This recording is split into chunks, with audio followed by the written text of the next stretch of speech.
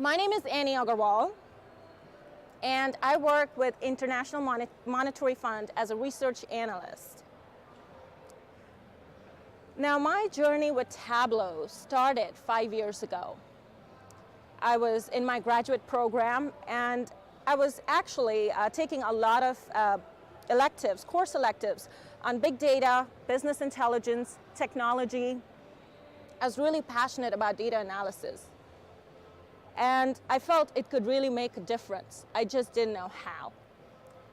So it took a really passionate and motivated professor to introduce me to a lot of technology platforms, and one of them happened to be Tableau.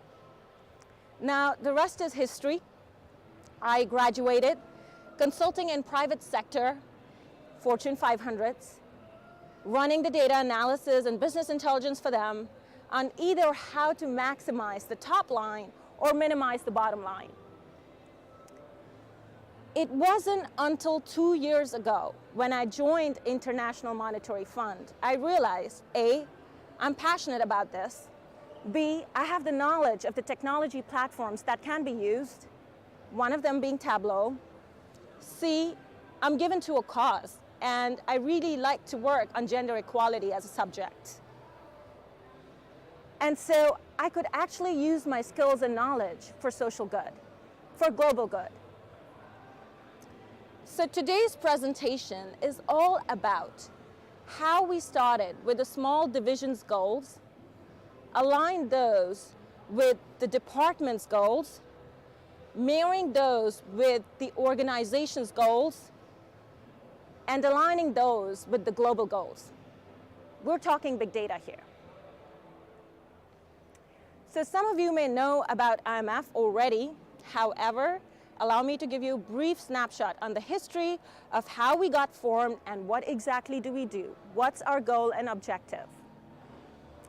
So the IMF was founded in the aftermath of World War II and the Great Depression during the Bretton Woods Conference under the UN system. In 1944, we started with 44 member nations, and now we are at 189 member nations. Our key goal and objective is to drive economic stability and growth globally, and we do it via three main channels: policy, advice, and recommendation, lending, and capacity building. So speaking of global goals, UN had set Millennium Development Goals set to be achieved in 2015. And now they have a new avatar called the Sustainable Development Goals set to be achieved in 2030. Now, MDGs were somewhat successful, but overall, there were huge challenges. And one of the challenges I felt was that of big data. You see, there's so much research and data out there, but it's sitting in silos, and it's coming from different sources. So a much more larger, collaborative, cohesive effort is needed to achieve these goals. And we already know that we live in a world that is highly connected. So we're working towards goal 5, more specifically, which is gender equality. And that is because women are half of the world's working population, but generate only 37% of the GDP. So gender gaps are macrocritical. If women were to participate in the economy equal to men, we could generate $28 trillion worth of global GDP.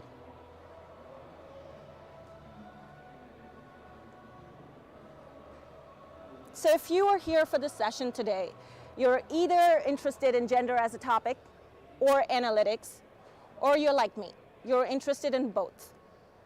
Now, in my case, the analytics circle is a little bit bigger because then it helps me find my purpose. So this is what a current challenge looks like. Like I mentioned, there is such a large volume and variety of data out there. We have these various indicators, indexes, changing variables that are coming from different sources and agencies.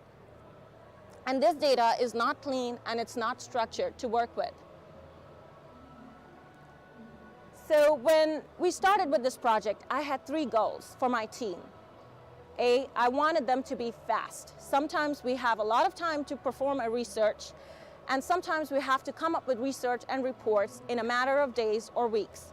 So how can I get my team information that is readily available, live, on the go? I want my team to be agile. We have changing indicators and needs, and I wanted them to adapt to it really fast.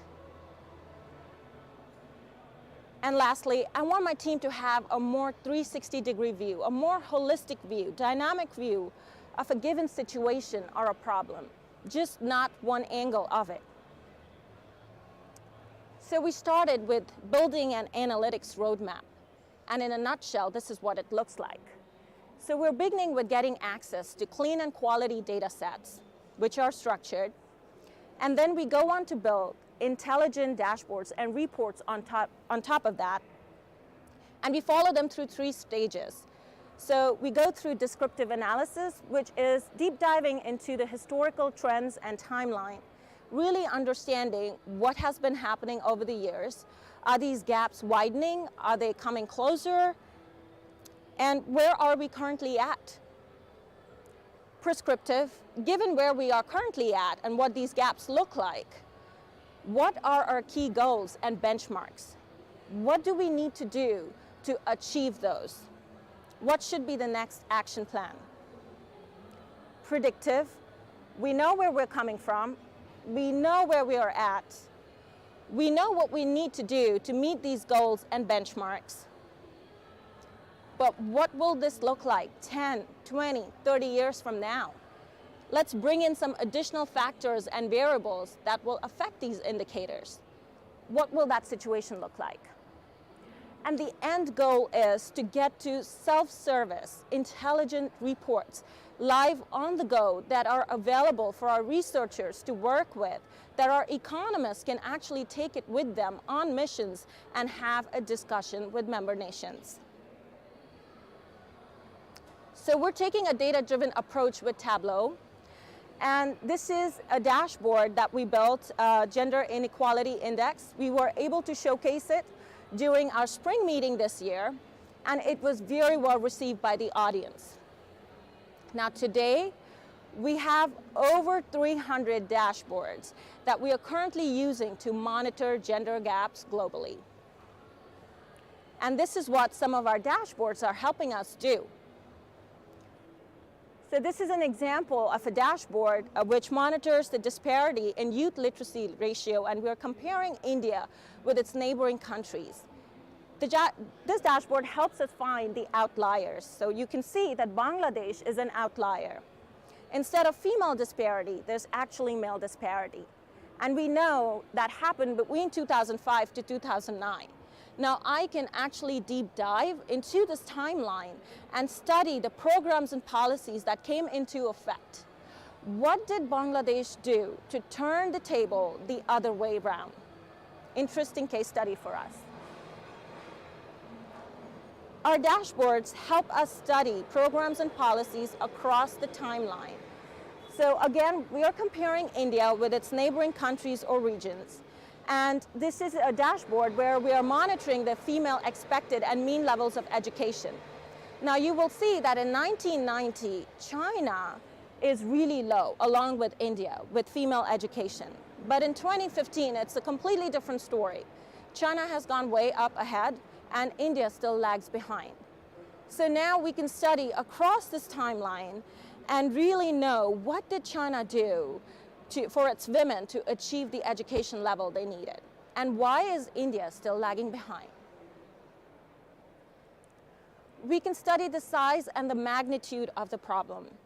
So this is an example of the social institutions and gender index. Again, comparing India with its neighboring countries and regions. And not only do we know how high India is on some of these sub-indexes, but we also know how large is this problem for India. So the size of the bubble is directly correlated with the magnitude of the problem. And you can see that India is really high on discriminating family code for women. It's really high on restricted access to resources and assets for women. And it's really high on son bias, male bias. Now, what happens when a country makes its data available to us, gender disaggregated? Then we can deep dive into the country and identify where the problem is. So this is an example of the dashboard that we're using to monitor the female sex ratio for India, and which is currently a growing problem. And you can tell that India, you could cut the map across into half. All the northern states are facing the problem, but the southern states are just fine. And we can tell which states are actually facing the problem. Now today, I have this data by various communities, religious groups, castes, urban and rural groups, any other community groups that we can identify and target our program and policy towards it. So imagine how acute this problem is and how targeted our efforts could be. We can also monitor the fiscal spending of a country, and specifically the gender budget spending for a country. So we're taking a look at India's gender budget spending, which got introduced in 2005. And all the way to 2018, you can see that they have massively spent on gender development. However, it remains on an average only 5% spent of the total national budget. So has it really increased its spending? We can also tell where India is spending its money. And it's largely in public sector on social and health welfare. There's very little that is being spent on education, infrastructure, social and legal protection, all key areas for India's gender development.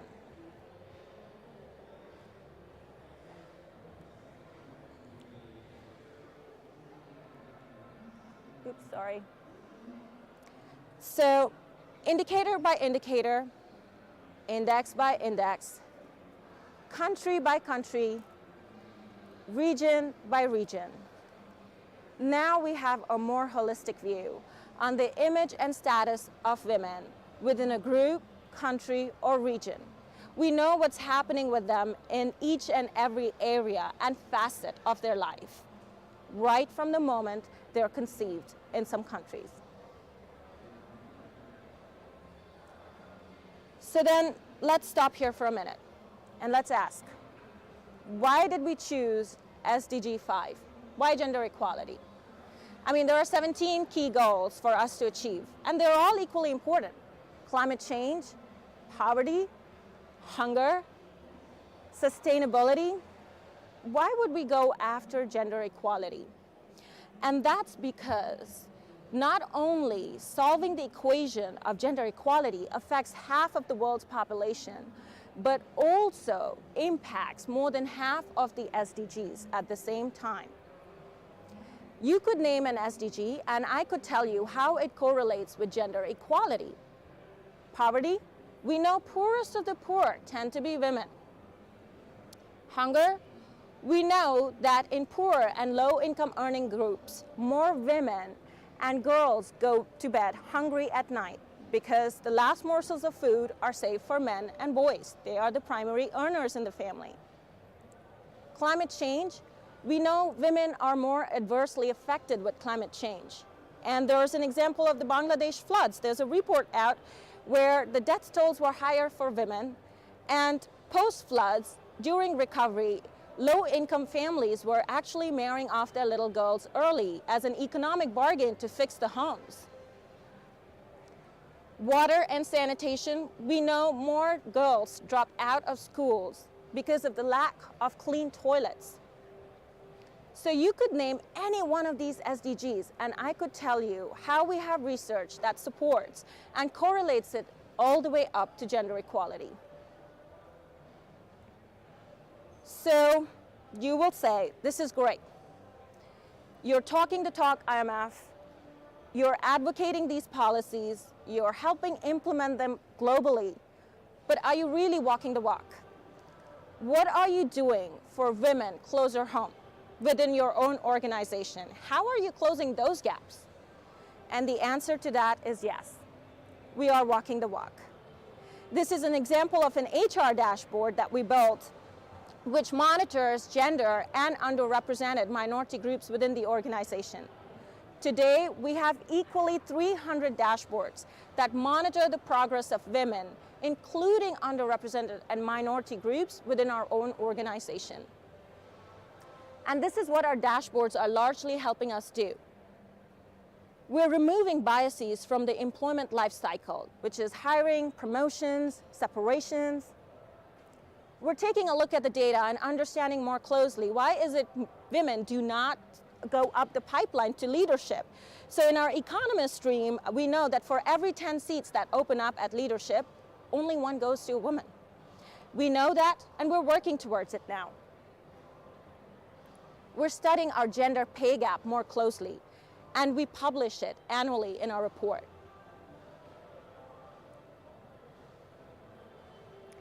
We're holding ourselves transparent and accountable. We give our departments the distribution by gender and underrepresented minority groups to monitor their growth, and we hold them accountable for it. We hold our managers accountable. With every leadership change that happened at the top, we monitor all the way what happened from operational level all the way up to C-level. Did the gender distribution change? Did the distribution change for minority and underrepresented groups? We don't want to be a microcosm of what's happening out there. So we want it to be an equal workplace for all.